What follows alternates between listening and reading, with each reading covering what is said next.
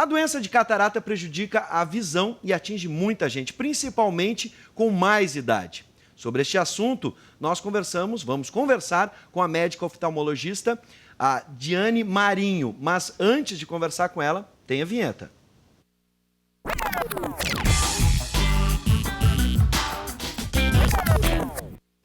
Boa noite, Diane. Tudo bem, doutora? Boa noite. Boa noite, seja bem-vindo ao Conexão RS. Doutora Diane, nosso assunto hoje é catarata. Como ela surge, para quem está em casa e não tem muito conhecimento? Como surge a catarata?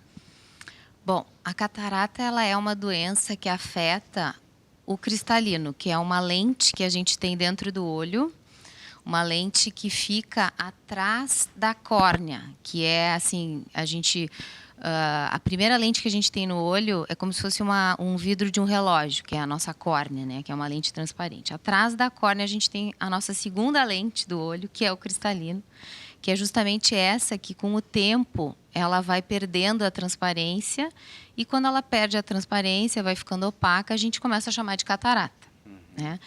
E como essa lente ela é uma das estruturas que é a primeira, que ela é uma das primeiras a se desenvolver no olho, então ela é uma das primeiras a se desgastar dentro do olho.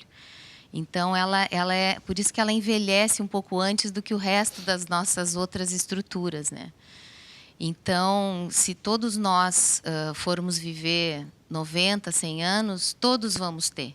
Ela não acompanha o nosso desenvolvimento, né? Então, fatalmente, como assim a população está vivendo mais, né? Então, quase todos nós vamos acabar tendo que fazer essa cirurgia, porque não existe outro tratamento para catarata que não seja a cirurgia, né? Agora, ela é uma exclusividade da terceira idade, da melhor idade, ou a gente pode ter a catarata num período anterior na nossa vida?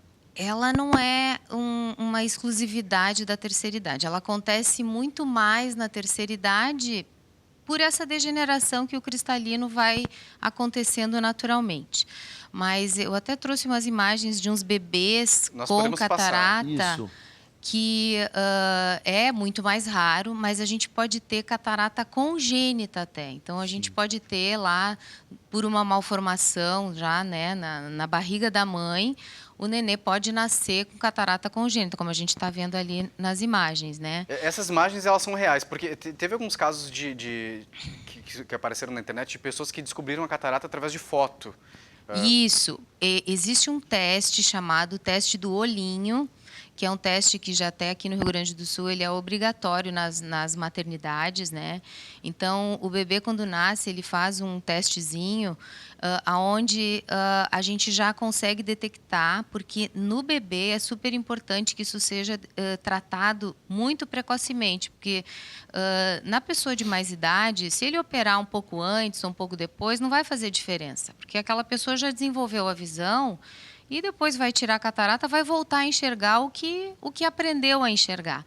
No bebê é muito mais sério, porque se ele não tirar a catarata, aquela criança não vai desenvolver a visão, porque não aprendeu a enxergar daí, né? A retina precisa desenvolver primeiro a visão nos primeiros anos de vida, senão, mesmo depois que tire na vida adulta, aquela retina não vai ter sido estimulada quando criança, né? Então, num bebê, essa cirurgia tem que ser muito mais precoce do que numa pessoa de mais idade, né? Agora, antes de falar da cirurgia, do processo, existe alguma forma de prevenir, ou algum hábito, algum comportamento que pode contribuir? A gente sabe que tem alguns hábitos, né? Como todas as doenças, né? Assim, se a gente tiver uma vida saudável, a gente sabe que o cigarro, por exemplo, o cigarro também é um fator de risco para catarata. Ele pode aumentar, assim, 2,5 vezes, mais ou menos. As pessoas que têm o hábito de fumar têm mais chance de ter catarata mais cedo do que quem não fuma. O diabetes também é uma doença que também é fator de risco para catarata. Então, assim, se a gente se cuidar, se a gente tiver uma alimentação saudável, se a gente vai acabar tendo menos catarata ou não tão cedo quanto poderia ter, né? Qualquer hábito de vida saudável vai acabar repercutindo na catarata. Não existe assim uma coisa tão direta assim, né? A gente sabe, por exemplo, que muita exposição à ultravioleta Então, assim, usar óculos de sol também é um hábito saudável que também ajuda a prevenir um pouco a catarata. Um óculos bom, né, doutora? Óculos bom, Com né? uma Não de procedência. camelô. Assim. Exatamente.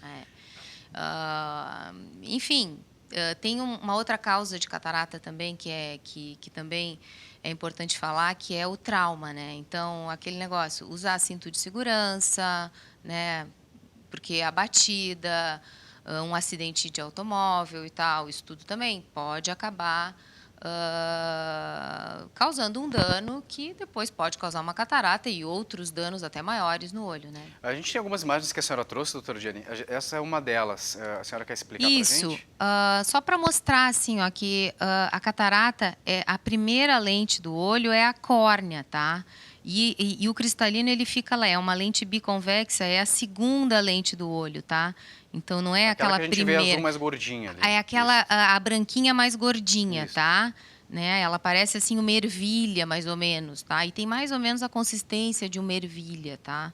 Então, essa lente, quando a gente tira e retira ela, a gente tem que substituí-la por uma artificial, né? Porque essa lente, se a gente for comparar a uma lente de um óculos, por exemplo, ela equivale a mais ou menos uma lente de 20 graus. Antigamente, quando não existia ainda um cristalino artificial, os pacientes que tiravam a catarata tinham que usar um óculos de mais ou menos 20 graus, que era, como se dizia antigamente, um fundo de garrafa. Depois, com o advento dos implantes intraoculares, daí não se precisou mais fazer o uso dessas lentes grossas, né? E hoje, na cirurgia mais moderna ainda de catarata, a gente pode até eliminar o uso do óculos, porque a gente pode até corrigir, eventualmente, todo o grau que o paciente tinha antes no óculos com o próprio implante da catarata, né? E pode até eliminar o uso do óculos. Então, Ou seja, ele pode corrigir um problema, um defeito e ainda aprimorar a sua visão. ainda aprimorar a sua visão, até eliminar um óculos que antes ele precisava usar. Né? E a cirurgia, ela é simples, doutora?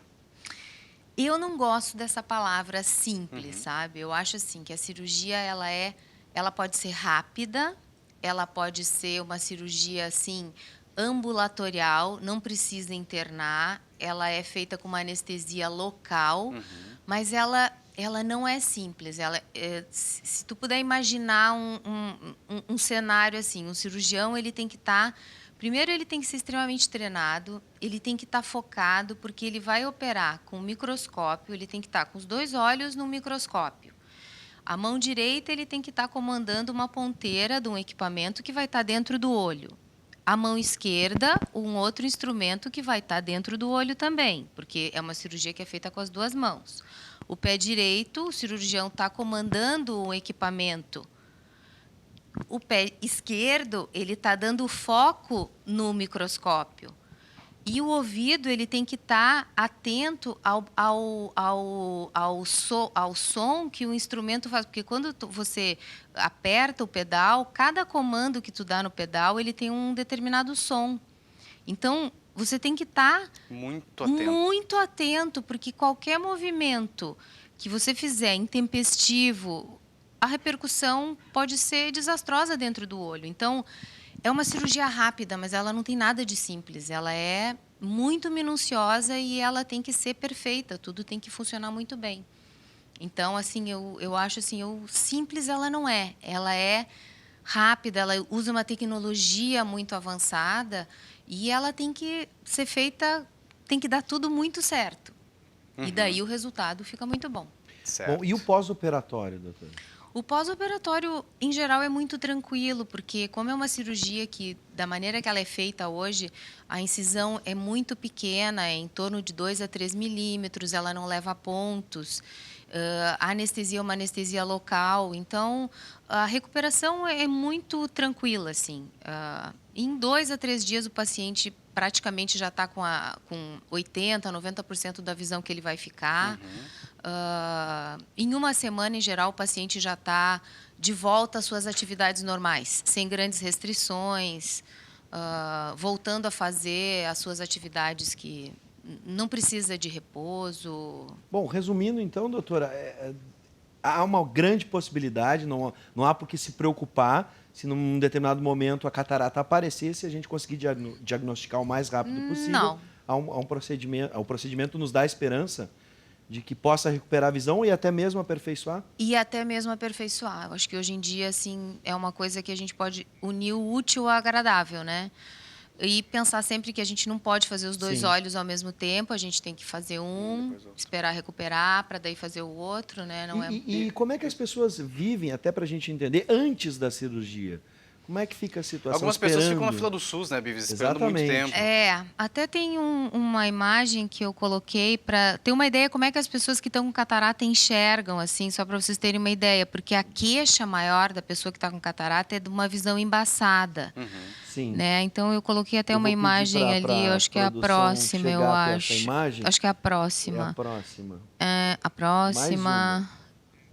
Não, É uma que tem umas frutas, assim. Olha, eu peço desculpas e vamos ficar devendo, Tá, porque eu acho bom, que tá. a operação técnica ali teve um pequeno problema. Porque Mas, a queixa enfim, maior é a sensação de que o óculos está sujo, a visão está meio embaçada, assim, falta um pouco de contraste nas imagens, né? Então as pessoas acham sempre elas vão ao consultório assim, eu acho que eu tenho que trocar meu óculos, eu não estou conseguindo enxergar direito. Não conseguem ler as letras menores, né? A sensação sempre é de que está faltando alguma coisa. E a primeira coisa que passa na cabeça é que o óculos não está legal, né?